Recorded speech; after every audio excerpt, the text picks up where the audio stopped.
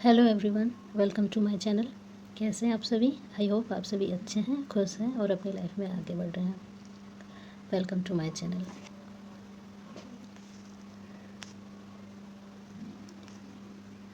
आज की ये वीडियो इंडियन कॉन्स्टिट्यूशन के पार्ट्स एवं आर्टिकल्स के बारे में होगा। यह तीसरी क्लास है। आज हम पार्ट 5 में उल्लिखित अनुच्छेदों की चर्चा करेंगे। इससे पहले की वीडियोस में हम पार्ट 1, 2, 3, 4 और उससे संबंधित आर्टिकल्स को हम ऑलरेडी डिस्कस कर चुके हैं। आप उन वीडियोस को हमारे चैनल पर देख सकते हैं।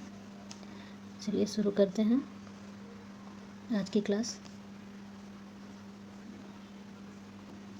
भाग 5, संघ या फिर यूनियन इसे कहते हैं। इसके अंतर्गत आर्टिकल 52 से लेकर आर्टिकल 151 तक के आर्टिकल्स आते हैं और इनको समझने की दृष्टि से कई चैप्टर में विभाजित किया गया है। चैप्टर 1 में कार्यपालिका का वर्णन है,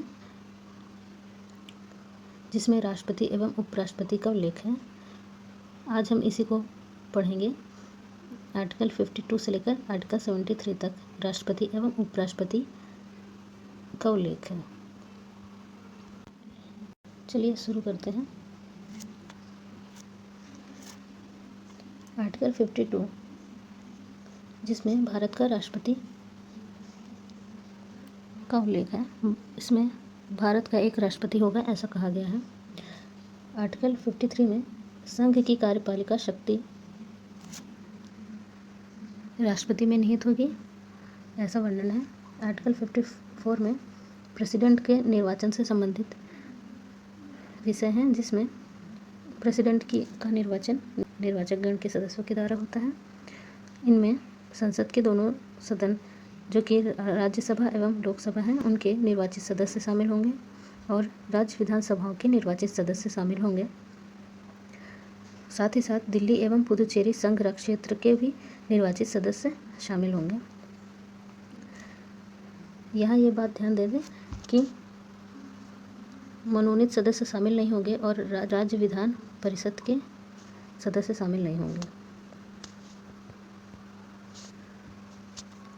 आर्टिकल 55 में राष्ट्रपति के निर्वाचन की रीति का उल्लेख है, जो कि आनुपातिक प्रतिनिधित्व पद्धति के अनुसार होगा और एकल संक्रमणीय मत द्वारा होगा। आर्टिकल 56 में प्रेसिडेंट की पदावधि का वर्णन है, जो कि 5 साल होगा। पदावधि समाप्ति होने पर भी जब तक उत्तराधिकारी पद ग्रहण नहीं कर लेता है, तब तक वह अपने पद पे बना रहेगा। हालांकि प्रेसिडेंट अपना त्यागपत्र दे सकते हैं उपराष्ट्रपति को, और उपराष्ट्रपति को इस बात की सूचना लोकसभा अध्यक्ष को तुरंत देना होगा। आर्टिकल 57 में राष्ट्रपति के लिए पुनर्निर्वाचन होने के लिए पात्रता का उल्लेख है, जिसमें यह कहा गया है कि राष्ट्रपति पुनर्निर्वाचन के लिए पात्र होंगे।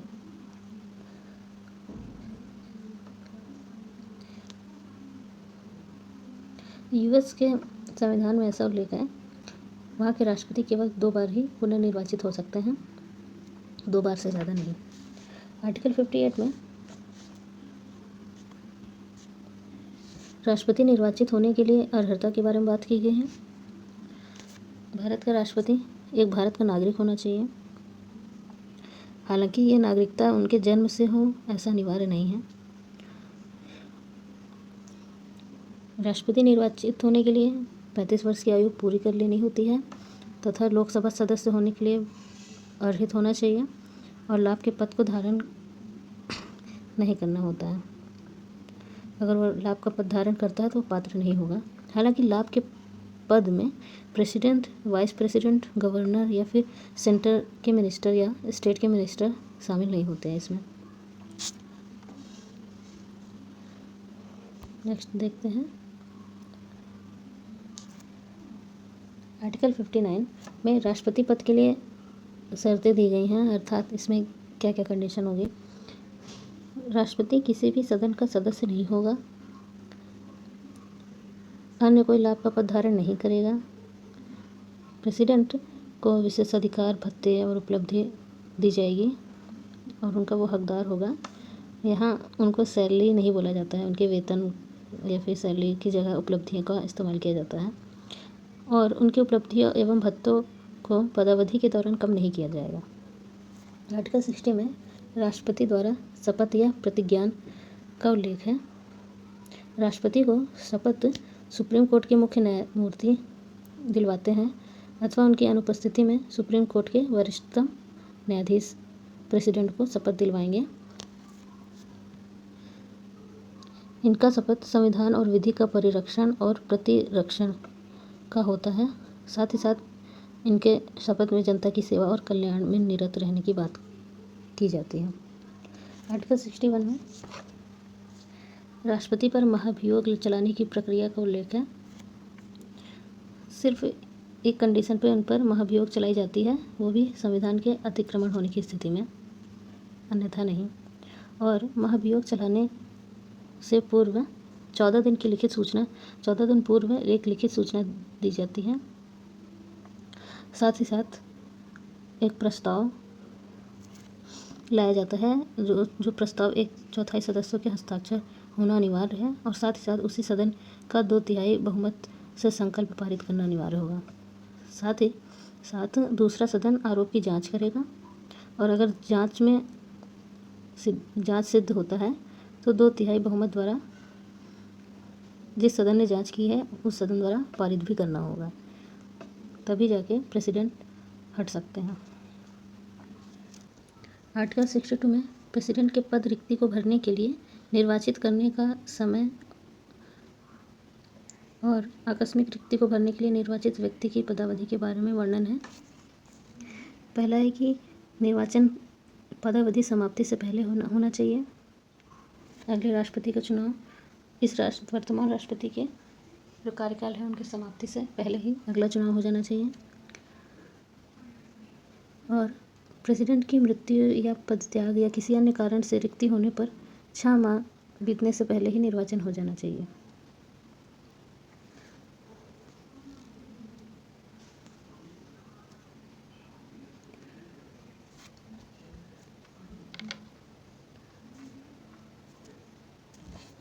आर्टिकल 63 में भारत के उपराष्ट्रपति के बारे में प्रावधान है कि भारत का एक उपराष्ट्रपति होगा। आर्टिकल 64 में उपराष्ट्रपति का राज्यसभा का पदेन सभापति होना बताया गया है कि वाइस प्रेसिडेंट जो होंगे वो राज्यसभा के सभापति होंगे। आर्टिकल 65 में राष्ट्रपति के पद में आकस्मिक रिक्ति के दौरान या उसकी अनुपस्थिति में उपराष्ट्रपति का राष्ट्रपति के रूप में कार्य करना या उसके कृत्यों का निर्वहन दिया गया है कि यदि राष्ट्रपति जी किसी भी कारणवश से अपने पद में नहीं हैं तो उनकी अनुपस्थिति में वाइस प्रेसिडेंट का रोल निभाएंगे।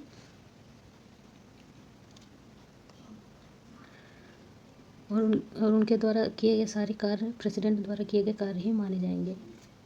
आर्टिकल 66 में वाइस प्रेसिडेंट के निर्वाचन के बारे में दिया गया है कि इनका निर्वाचन संसद के दोनों सदनों के सदस्य करते हैं आनुपातिक प्रतिनिधित्व पद्धति के अनुसार एकल संक्रमणीय मत द्वारा। इसमें राज्य विधानसभाओं का कोई रोल नहीं होता है, ना ही दिल्ली या पुदुचेरी का विधानसभा का कोई रोल होगा इसमें, जैसा कि राष्ट्रपति में होता था इसमें नहीं होगा। हाँ, इसमें ये बात और ध्यान दें कि इसमें मनोनीत हो चाहे निर्वाचित हो दोनों सदस्य इस निर्वाचन में भाग ले सकेंगे। ये सिर्फ लोकसभा और राज्यसभा के बारे में है।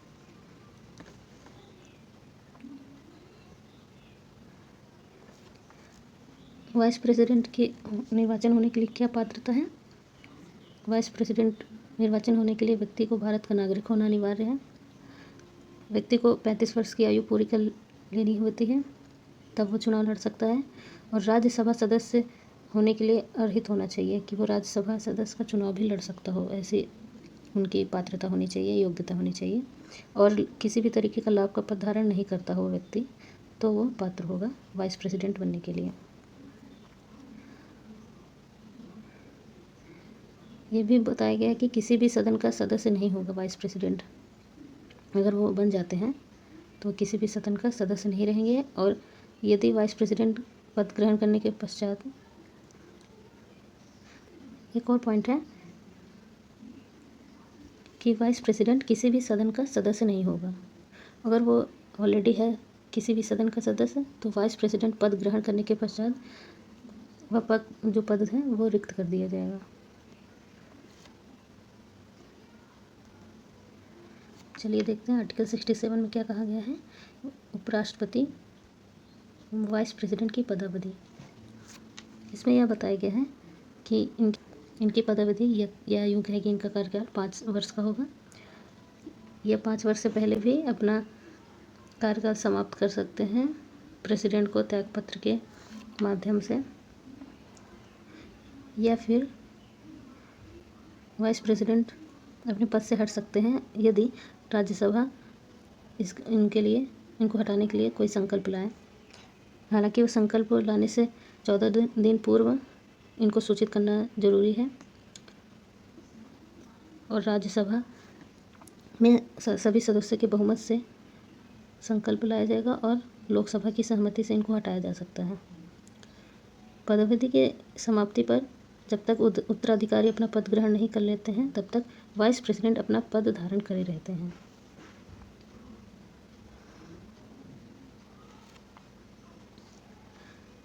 नेक्स्ट देखते हैं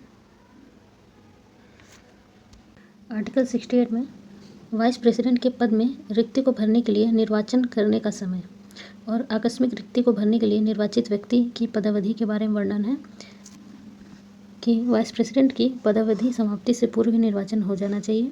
दूसरा पॉइंट है कि वाइस प्रेसिडेंट की मृत्यु, पदत्याग या पद से हटाए जाने पर निर्वाचन शीघ्र हो जाएगा 5 वर्षों के लिए। आर्टिकल 69 में वाइस प्रेसिडेंट द्वारा शपथ या प्रतिज्ञान के बारे में वर्णन है। वाइस प्रेसिडेंट को शपथ राष्ट्रपति द्वारा दिलाई जाती है और राष्ट्रपति संविधान के प्रति सच्ची श्रद्धा व सत्यनिष्ठा की शपथ लेते हैं। आर्टिकल 70 में अन्य आकस्मिकताओं में राष्ट्रपति के कृत्यों का निर्वहन के बारे में वर्णन है। तो यदि ऐसी आकस्मिकता आ जाएगी तो संसद ऐसा उपबंध करेगी जैसा वो ठीक समझे। आर्टिकल 71 में राष्ट्रपति या उपराष्ट्रपति के निर्वाचन से संबंधित विषय हैं कि अगर राष्ट्रपति या उपराष्ट्रपति के निर्वाचन में कोई विवाद उत्पन्न हो गया है तो उन विवाद का निपटारा सुप्रीम कोर्ट द्वारा किया जाएगा और यदि उनके निर्वाचन के समय निर्वाचक गण में रिक्ति की दशा थी फिर भी वह निर्वाचन वैध होगा। इसका ये मतलब है कि यदि किसी राष्ट्रपति के चुनाव में यदि किसी विधानसभा की सीटें खाली रह गई थी तो उसका प्रभाव इनके निर्वाचन पर नहीं पड़ेगा, उनका निर्वाचन फिर भी वैध माना जाएगा। आर्टिकल 72 में ये बहुत इंपॉर्टेंट आर्टिकल है। राष्ट्रपति की क्षमा आदि की कुछ और मामलों में दंडादेश के निलंबन, परिहार या लघुकरण की राष्ट्रपति की शक्ति के बारे में वर्णन है। आर्टिकल 73 में संघ की कार्यपालिका शक्ति का विस्तार बोला गया है कि जिन विषयों में संसद को विधि बनाने की शक्ति है उस तक कार्यपालिका की शक्ति का विस्तार रहेगा।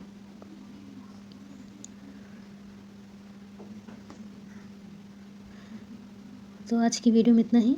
आई होप ये वीडियो आपको अच्छी लगेगी। इस वीडियो को देखने के लिए बहुत ही थैंक यू। प्लीज़ इस चैनल को लाइक करें, शेयर करें, सब्सक्राइब करें।